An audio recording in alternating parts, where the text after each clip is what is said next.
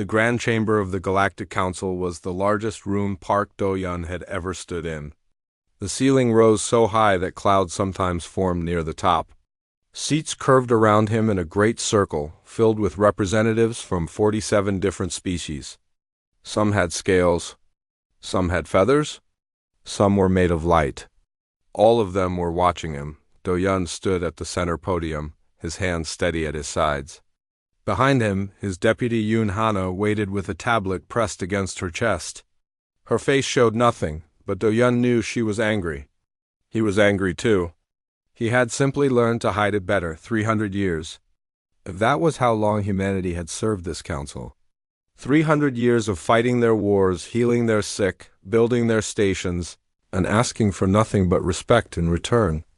And now the holographic display above him showed the new resolution. He had read it 6 times already, but the words still burned. A 60% tax on all human trade. Restrictions on where humans could build colonies. A demand that humans share all their technology with any species that asked. The council had voted on this resolution without telling humanity it was happening. Do-yun had learned about it from a news broadcast. High Arbiter Velthan sat in the highest seat, looking down at Do-yun with his ancient eyes. The Kethri were the oldest species in the council. They believed this gave them the right to lead. Velthan had held his position for over 200 years, and in all that time, Do-yun had never seen him apologize for anything. "Ambassador Park," Velthan said, his voice echoing through the chamber. "You requested to address the council. We have granted this request. Please speak your concerns so that we may address them and move forward." Move forward. As if this was a small misunderstanding. As if humanity should simply accept being robbed and say thank you. Do-yun looked around the chamber slowly. He made eye contact with as many representatives as he could. Most of them looked away. "High Arbiter," he said, keeping his voice calm. "Council members, I stand before you today not to negotiate. I stand here to remind you of history. Our shared history." He pressed a button on his podium and the holographic display changed. It showed a planet covered in black marks, the scars of orbital bombardment. "The Swarm Wars," Do-yun said. 40 years of fighting against an enemy that wanted to eat every living thing in the galaxy. Humanity lost 60 billion people in those wars. 60 billion. We lost Earth's moon. We lost Mars. We lost 3 colony worlds that we never rebuilt. He paused. The Kethri lost no worlds. The Veluxi lost no worlds. The Turkan lost 1 small outpost. Humanity stood at the front and humanity paid the price. He changed the display again. Now it showed a great nebula filled with shattered ships. The Cascade collapse. When the Dreth Collective's Jumpgate network failed and threatened to tear apart local spacetime, who went into the nebula to shut down the reactors? Human engineers. 6,000 of them. Only 300 came back. Do-yun's voice stayed steady. The Dreth Council representative did not attend their memorial service. He said he was busy. Another image. A world of ice and glass, beautiful and strange. The Almar Plague. A disease that would have killed every Almar within a decade. Human doctors worked for 6 years to create a cure. They asked for nothing. When the cure was delivered, the Almar trade minister asked why it had taken so long. Do-yun let the silence stretch. Around the chamber, some representatives shifted in their seats. A few whispered to their aides. "I could continue," Do-yun said. "I could stand here for a week and list every war we fought, every disaster we prevented, every crisis we solved for species who would not solve them for themselves. But I do not think it would matter. I do not think any of you are listening." He turned off the display and looked directly at Velthan. "For 300 years we have bled for this council. We have given our children, our resources, our innovations. We asked for nothing but respect and partnership. We did not ask to be treated as equals. We assumed that was already true." He shook his head slowly. "We were wrong." Velthan leaned forward. "Ambassador Park, if you have concerns about the resolution, the proper process is to file a formal objection and request a review committee. I am sure the council would be happy to discuss adjustments. No. The single word stopped Velthin mid-sentence. In 200 years, perhaps no one had ever interrupted him. Do-Yun looked at Hannah and nodded. She stepped forward and transmitted a document to every delegate in the chamber. Their devices lit up. The chamber filled with the soft sounds of confusion and alarm. This is a formal notice, Do-Yun said. Humanity is withdrawing from the Galactic Council.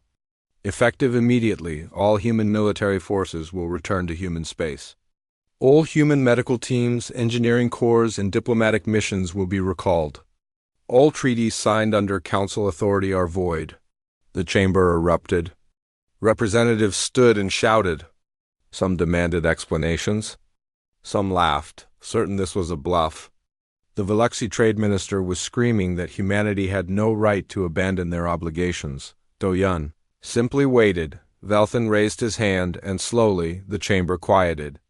The High Arbiter looked at Do-Yun with something that might have been confusion.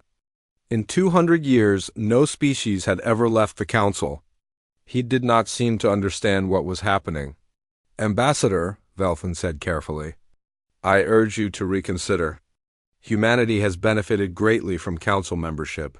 Your trade routes, your access to technology, your protection under Council law of this depends on your continued participation. If you leave, you will find the galaxy a much more difficult place. Do-Yun felt Hannah tense beside him, but he remained calm. High Arbiter, he said, humanity has fought your wars. We have healed your sick and built your stations. We have protected your trade routes with our ships and our lives. And in return, you have decided to tax us into poverty, steal our technology, and cage us in systems you do not want. He gathered his tablet and turned toward the exit. You are right about one thing. We have found the galaxy a difficult place. But not because of the wars or the plagues. Because of you?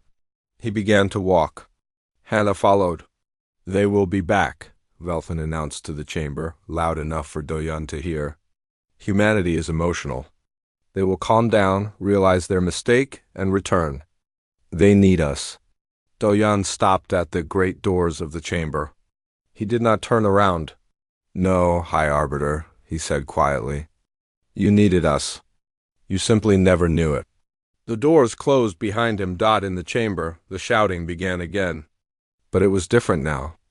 There was fear in it. And somewhere deep in his old mind, Velthin felt the first cold touch of doubt. 6 months passed, and the galaxy began to bleed. Captain Beak Jasu stood on the bridge of the HSS Resolute, watching her sensors paint a picture she did not want to see. 3 Veluxy freighters were burning in the dark, their hulls torn open by Korath weapons. Escape pods drifted between the wreckage. Some of them were still sending distress signals. Captain, her navigation officer said quietly, the pods are within rescue range. If we move now, I know. Jasu's voice was flat. She did not look away from the screen. I know exactly how far away they are. The bridge was silent. Every officer on duty was watching her, waiting. They had all served under her for years. They knew she was not a cold person. They knew this was hurting her, but they also knew the orders. Our mission is border patrol, Jasu said. We protect human shipping lanes and human colonies. The Veluxy are not our responsibility. Not anymore. Her weapons officer, a young man named Kong Dawan, leaned forward. Captain, there are children on those pods. The bioscanners show at least 40 young Veluxy. If we don't pick them up, they'll die before anyone else gets here. Jasu closed her eyes. She could feel her crew's stares like heat on her skin. Send the message to the nearest Veluxy patrol station, she said finally. Give them the exact coordinates and tell them to hurry. That is all we can do. She turned and walked off the bridge. She could not watch any longer. In her quarters, Jasu sat in the dark and thought about the war. The Swarm Wars. She had been young then, just a junior pilot flying escort missions. She remembered the Veluxy commanders who had refused to send their own ships to the front. Humans are better at fighting, they had said. This is what you are for. She remembered the Veluxy merchant who had sold faulty medical supplies to a human colony during the plague years. When people died, he said it was not his fault. Humans should have checked the supplies themselves. She remembered standing in the council chamber 5 years ago, watching a Galaxy diplomat laugh at a human proposal for fair trade terms. "You are soldiers and builders," he had said. "Leave economics to species who understand it." Now those same Veluxi were dying in the dark, and they expected humans to save them. Jesu was not cruel. She felt the weight of those deaths in her chest.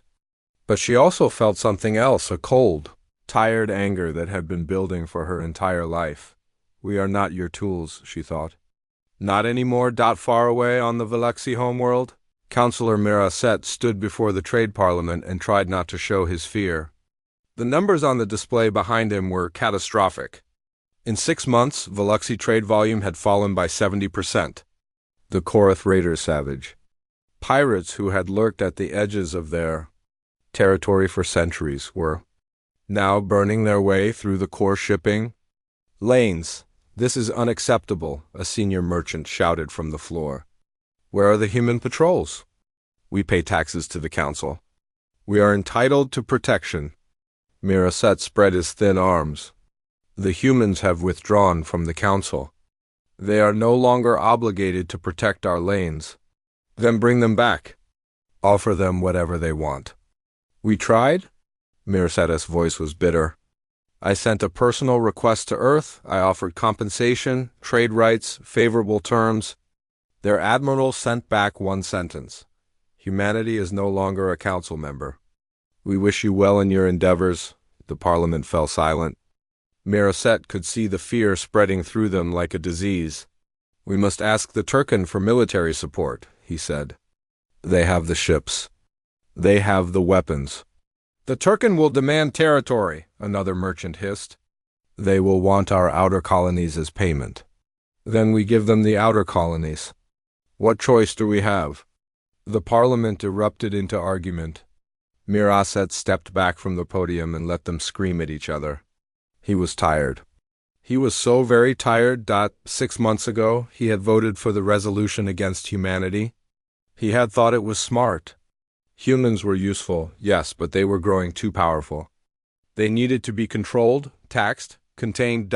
He had not imagined they would actually leave. Now his people were starving. His trade fleets were burning.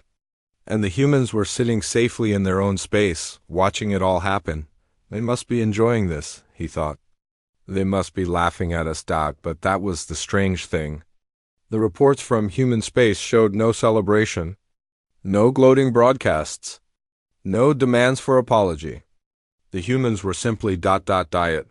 They were building new colonies, expanding their territory, living their lives. They had forgotten about the Veluxi already, somehow.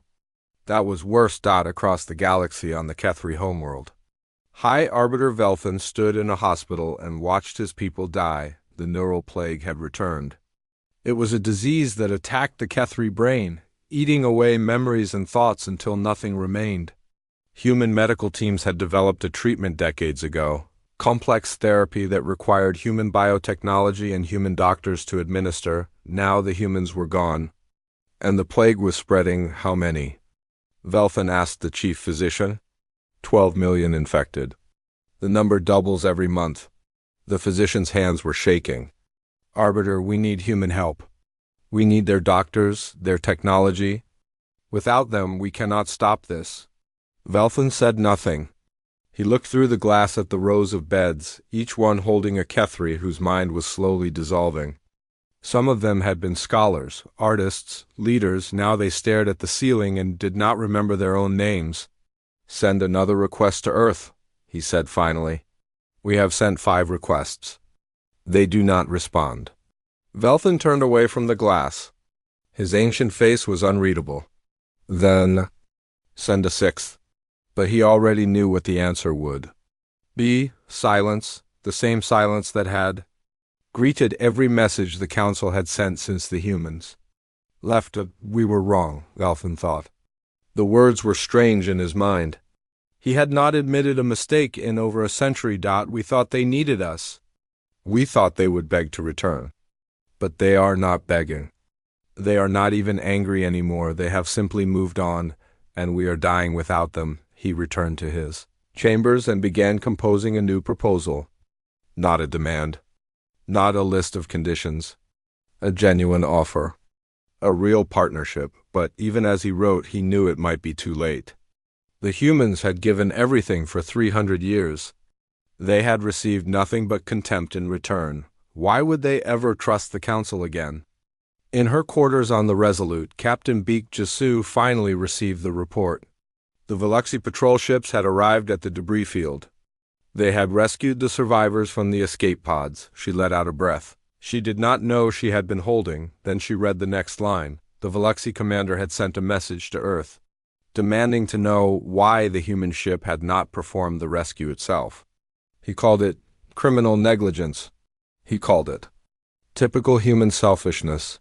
Jusu stared at the words for a long time, then she deleted the message and returned to the bridge. Set course for the next patrol point, she told her crew. We have work to do. Human work.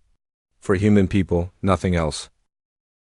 1 year after the withdrawal, Earth received a visitor. Ambassador Velkai stepped off his transport and onto the landing platform in New Seoul. The city stretched around him in all directions, towers of glass and green, bridges connecting buildings a kilometer in the air, parks floating on platforms above the streets. It was beautiful. It was also a reminder. New Seoul had been destroyed during the Swarm Wars, completely destroyed. The Kethri had offered no help to rebuild it. Neither had any other council species. Humanity had done it alone, and they had made it better than before. Velkai was young for a Kethri diplomat, only 80 years old. He had been chosen for this mission because the council believed humans would respond better to a fresh face. Someone without history. Someone who could offer a new beginning. He carried a datapad with the council's proposal. He had memorized every word. 2 human security officers led him through the city to the unified government headquarters. The building was not as tall as some others, but it was wide and solid, built from stone and metal. It looked like it could survive a war. Velkai supposed it already had. Inside, he was taken to a meeting room with glass walls that looked out over the city. President Quan Tai-Wu was waiting for him. The human leader was older than Velkai expected. His hair was gray and lines marked his face, but his eyes were sharp and calm. He stood as Velkai entered and offered a polite bow. Ambassador, thank you for traveling so far. Please sit. Velkai sat. A human woman entered behind him, Director Shin Nare, according to his briefing files. She was the head of Human Intelligence Services. Her face revealed nothing. President Quan, Velkai began, I come to you with a message of hope. The Galactic Council recognizes that mistakes were made. We wish to correct them. We wish to bring humanity back into the galactic community where you belong. He placed his datapad on the table and transmitted the proposal to the room's display. The terms appeared in glowing text. As you can see, the Council is prepared to make significant concessions. Trade taxes will be reduced to 40%, down from 60%, Myre said quietly. Velkai paused. Yes, a reduction of 1/3. Additionally, humanity will be granted colony rights in the Tanner systems and the Void Reach. Those are empty systems, Myre said. No habitable worlds. No resources worth harvesting. Velkai felt his confidence slipping. The Council is also prepared to make technology sharing voluntary rather than mandatory. Humanity will no longer be required, but still expected, President Quan said. Yes, expected, as a gesture of good faith. The room was silent. Velkai looked between the 2 humans, trying to read their expressions. He could not. President Quan leaned back in his chair. Ambassador, I appreciate the Council's effort. I can see that you personally came here with good intentions, but I think there has been a misunderstanding. He gestured to Director Murray, who changed the display. Now it showed a map of human space, but it was different from the maps Velkai had seen before. It was bigger. Much bigger. In the past year, Quan said, humanity has claimed 200 new systems. We have established 17 new colonies. We have signed trade agreements with 4 species who are not Council members. Our economy has grown by 12%. Velkai stared at the map. But without council trade routes, without council markets, we made new ones. Quan's voice was patient, like a teacher explaining something simple. Ambassador, the council told us for 300 years that we needed them. That without their protection, their trade, their technology, we would fail. We believed it. We were wrong. He stood and walked to the window, looking out at his city. We are not coming back, he said. We are not negotiating terms for our return. We are not angry anymore. We have simply moved on. Humanity has learned that our value does not depend on how others use us. It depends on who we choose to be. Velkai felt cold. This was not how the meeting was supposed to go. The council had been so certain that humans would jump at any offer, any chance to return to their old position. President Quan, he said carefully, the galaxy is in chaos. The Veluxi are starving. My own people are dying of plague. The Dreth and the Elmar are at war. Without humanity's help, the galaxy must solve its own problems. Quan turned back to face him. For 300 years we solved them for you. We asked for nothing but respect. We did not receive it. Now you must learn to survive without us. But millions will die. Yes, Quan's voice was heavy. They will, and that is a tragedy. But it is not our tragedy. Not anymore. Velkai stood up. His hands were shaking. This is cruel. This is revenge. You are punishing innocent people for the mistakes of their leaders. Director Mare spoke for the first time in minutes. Her voice was ice. Ambassador, do you know how many humans died in the swarm wars while the Kethri refused to send ships? Do you know how many human colonies were lost because the Council would not share defensive technology? Do you know how many human children grew up without parents because their mothers and fathers were fighting someone else's war? Velkai said nothing. We are not punishing you, Mare continued. We are not seeking revenge. We are simply choosing to spend our lives and our resources on ourselves for once. If that seems cruel to you, perhaps you should ask why you expected us to keep dying for people who despised us. The room was silent again. Velkai looked at the map on the display, all those new human systems, all that growth and expansion. Humanity was not declining without the Council. They were thriving. What would it take? He asked quietly. What would humanity need to consider partnership again? President Kun returned to his seat. True partnership, equality, no taxes that you would not pay yourselves. No restrictions you would not accept. No expectations that we will fight your wars or solve your problems. If the Council can offer that genuine respect, genuine equality, then perhaps we can talk. The Council will not accept those terms. Then we have nothing more to discuss. Velkai gathered his datapad. His mission had failed. He had been so certain, so hopeful, and now he had nothing to bring back but bad news. At the door, he stopped. President Quan, do you truly feel nothing?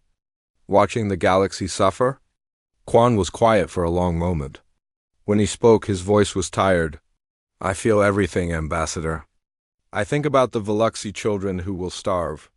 I think about the Kethri who will lose their minds to the plague. I think about all the lives that could be saved if we returned. He looked at Velkai with old, sad eyes. But I also think about my own people. The ones who died because the Council saw us as tools. The ones who will die if we go back to being tools again. I have to choose, Ambassador. I choose humanity. Velkai left the building and returned to his ship. As he flew away from Earth, he looked down at New Sol one last time, that beautiful city that humanity had built from ashes. Alone, without help, the Council had made a terrible mistake.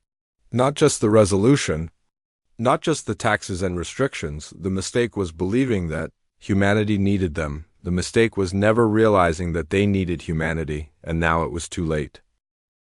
2 years after the withdrawal, the galaxy came apart. Commander Ojinho stood in the control center of Border Station 14, watching the chaos on his screens.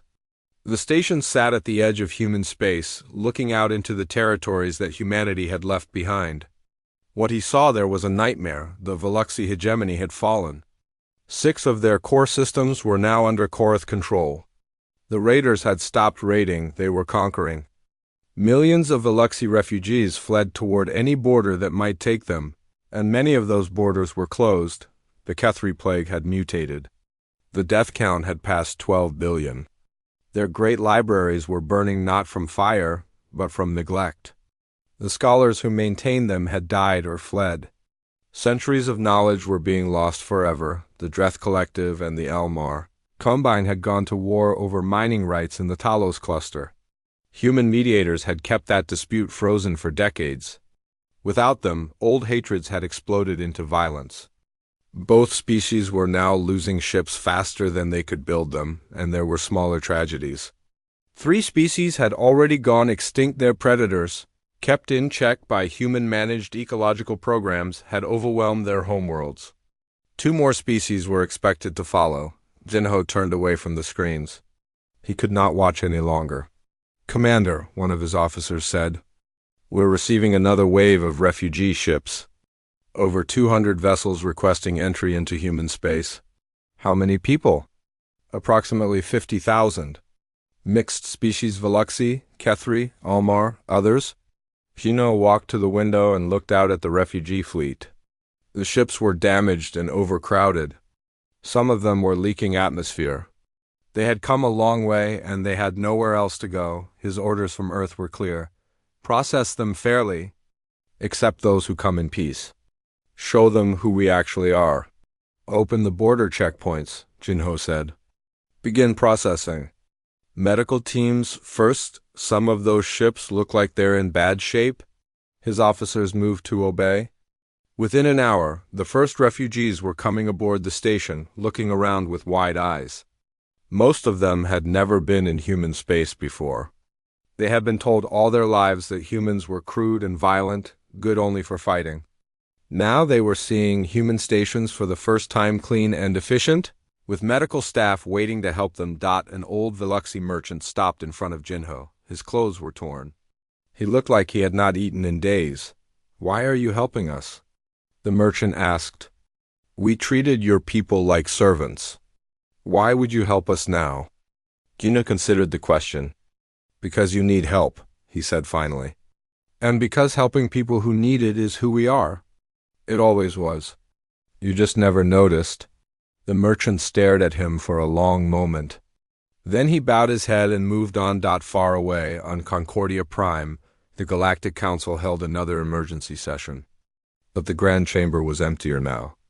Many seats were vacant. Species that had collapsed or been conquered, or simply stopped coming. High Arbiter Velfin stood at his podium, but he no longer looked ancient and powerful. He looked tired. He looked old.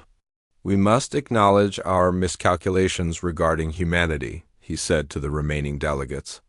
"We must find a way to bring them back. Without them, the Council cannot survive."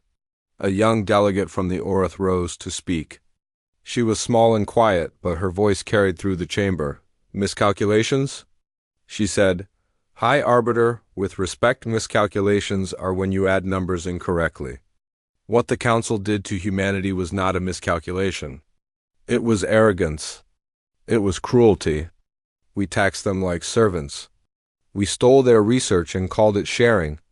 We restricted their growth because we feared they would surpass us. We sent them to die in our wars and then laughed at their grief." She looked around the chamber at the other delegates. "We did not miscalculate. We took a good and generous people and we used them until they broke. And now we are surprised that they will not let us use them again." The chamber was silent. No one argued with her. Perhaps because they knew she was right, Velfin closed his eyes. In 200 years of leadership, he had never felt so lost. "What do you suggest?" he asked quietly. "I suggest we stop asking how to bring them back," the Orath delegate said. "I suggest we ask ourselves why they should ever come back. What have we offered them except contempt?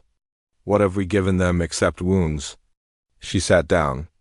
The silence continued. On a small research station near the border, scientist No Yuna conducted interviews with refugees. She was a xenobiologist. She studied alien species, but lately her work had become more like history. She was documenting the collapse, Today she was speaking with a Kethri scholar named Valoran. He had been a professor of ethics at one of the great universities. Now that university was empty, its students and teachers dead or scattered. I taught my students that the council was the highest achievement of civilization, Valoran said. His voice was soft and broken. I taught them that the different species had come together to build something greater than themselves. But I was wrong. We did not come together. We placed ourselves above humanity and told them to carry us. Yuna recorded his words carefully. Did you know it was wrong? At the time? The old scholar was quiet for a long time. Yes, he said finally. I think we all knew.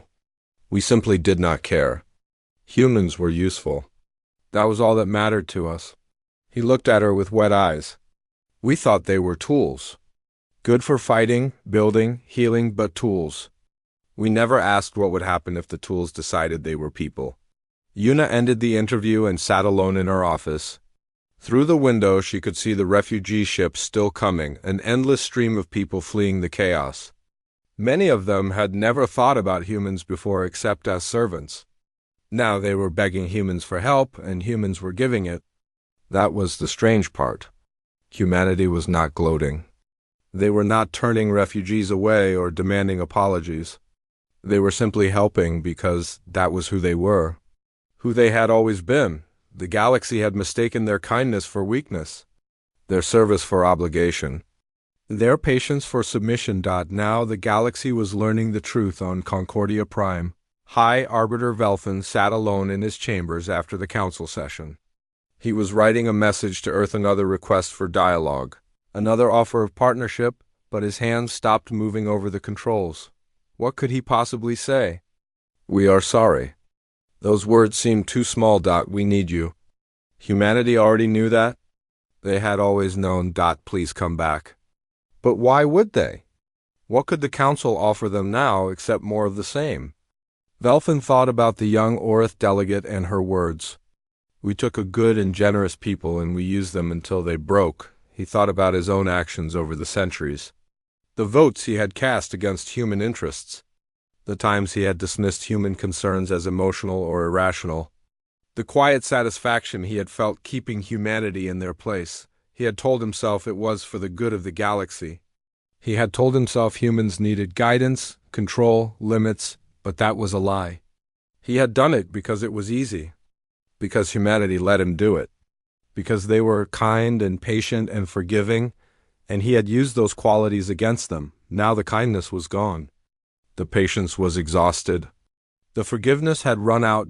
And Velthan was alone in the dark, leading a council that was falling apart. With no one left to call for help, he deleted his unfinished message and sat. In silence, there was nothing to say, there was nothing left to do but watch.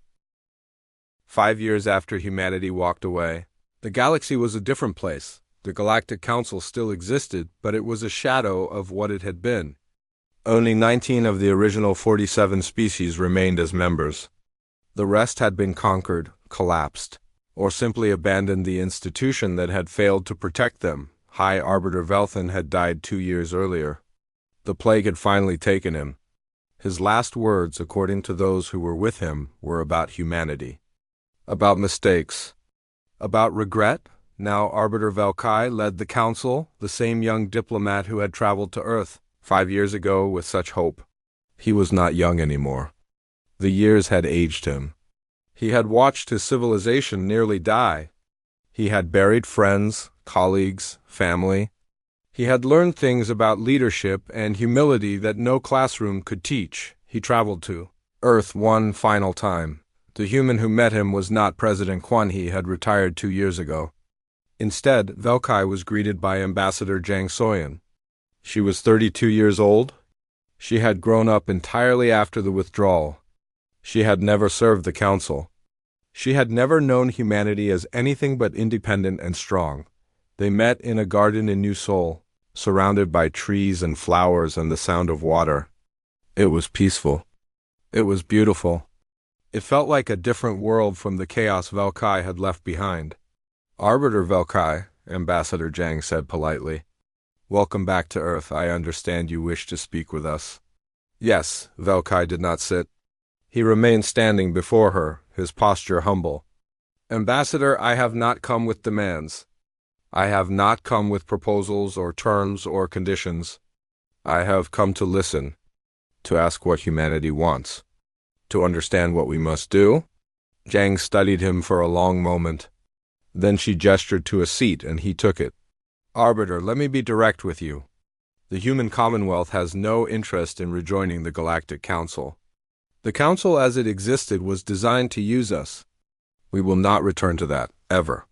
Velkai nodded slowly. He had expected this. Then what would you accept? Partnership. True partnership. Zhang's voice was firm but not cold. You will not tax us. You will not restrict our growth or our colonies. You will not demand our technology or our soldiers. If you face threats, you may ask for our help and we may give it if we choose. But you will never again be entitled to our sacrifice. You will never again treat us as tools. The terms were harsh. Velkai knew that many council species would resist them. They would call it unfair. They would say humanity was being arrogant, demanding too much, but he also knew the truth. These terms were not harsh. They were simply equal. Humanity was asking to be treated. The way the council species treated each other, the only reason it seemed harsh was because the council had treated humanity so badly for so long, and if we refuse these terms? He asked quietly. Zhang smiled. It was not a cruel smile, but it was certain. Absolutely certain. Then you will continue as you are. We wish you well. We genuinely do. Velkai looked at her young face and believed her. She was not gloating. She was not enjoying the council's pain. She simply did not need them, and she knew it. I will take your terms to the council, he said. I will argue for them. But I must be honest with you, I do not know if I can convince them. Then do your best, Zhang said. That is all anyone can do. She stood and offered him her hand in the human fashion. He took it. Ambassador, he said. I want you to know that I am sorry, personally sorry, for what my people did to yours, for the years of disrespect and cruelty. I know an apology cannot undo the harm, but I want you to know that I see it. I understand it. And I regret it. Zhang held his hand for a moment longer. Thank you, Arbiter. That means something. It truly does. He returned to Concordia Prime and presented humanity's terms to the Council. The debate lasted for 3 days. Some species refused immediately. Others argued that the terms were reasonable. A few pointed out that the Council had no choice without humanity. They had no future. In the end, the vote passed. 19 species agreed to the new Terra Accords. True partnership. True equality. No more taxes, no more restrictions, no more demands. Some of them resented it. Velkai could see the bitterness in their eyes, but most of them were simply grateful. Grateful to have any relationship with humanity at all. 10 years after the withdrawal, Chancellor Quan Taiwo gave his final address. He was old now, his hair white, his steps slow. But his voice was still strong. He stood before the people of the Human Commonwealth 2000 systems, hundreds of colonies, billions of people who had built a new future for themselves. 10 years ago, he said, we made a choice. We chose to leave an institution that had used us and disrespected us for centuries. We chose to believe in ourselves. Many people, humans and aliens alike, told us we were making a mistake. They told us we would fail without the Council's protection. They told us we needed their approval to survive. He paused and looked out at the crowd. They were wrong. Applause rose through the assembly, but Quan raised his hand for silence. We did not leave the Council in anger. We did not leave for revenge. We left because we finally understood something important. Our worth was never determined by how others used us. It was determined by who we chose to be. He took a slow breath. The galaxy learned a lesson in these 10 years. A hard lesson. You cannot take someone for granted forever. You cannot use their kindness against them and expect them to stay. Sooner or later, they will realize their own value. And they will leave, he smiled, a tired, peaceful smile. humanity learned something too. We learned that walking away is not weakness. Sometimes it is the greatest strength of all. It is the strength to say, I deserve better. I will not accept less. He stepped back from the podium. We are not the tools of the galaxy. We are not servants or soldiers or machines. We are human beings. We are kind because we choose to be kind. We help others because we choose to help. And if anyone forgets that, if anyone tries to use us again, we will walk away again. Without hesitation, without regret. The applause was thunderous. It lasted for a long time. In the years that followed, the human commonwealth continued to grow. They built alliances with species who treated them as equals. They welcomed refugees who came in peace.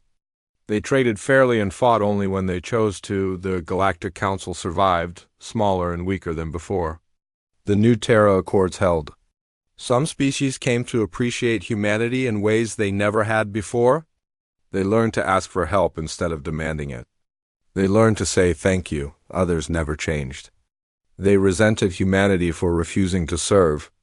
They called humans selfish and cruel, but humanity did not care about their opinions anymore. Ambassador Jang Soyan, years later, was asked in an interview what she thought humanity's legacy would be. She thought about the question for a long time. I hope we will be remembered as a people who learn to love themselves, she said finally, who learned that their value did not depend on being useful to others, who were kind because they wanted to be, not because they had to be, she smiled. And I hope we will be remembered as a people who had the courage to walk away when we were not respected. Because that is the hardest thing, to leave something familiar, even when it is hurting you. To believe that you deserve better, even when everyone tells you that you do not. She looked out the window at the city below New Seoul, rebuilt and beautiful, a symbol of everything humanity had survived. We walked away, she said, and we built something better. That is our legacy. That is who we are. The stars burned on, endless and bright, and among them, humanity continued strong, free, and finally at peace.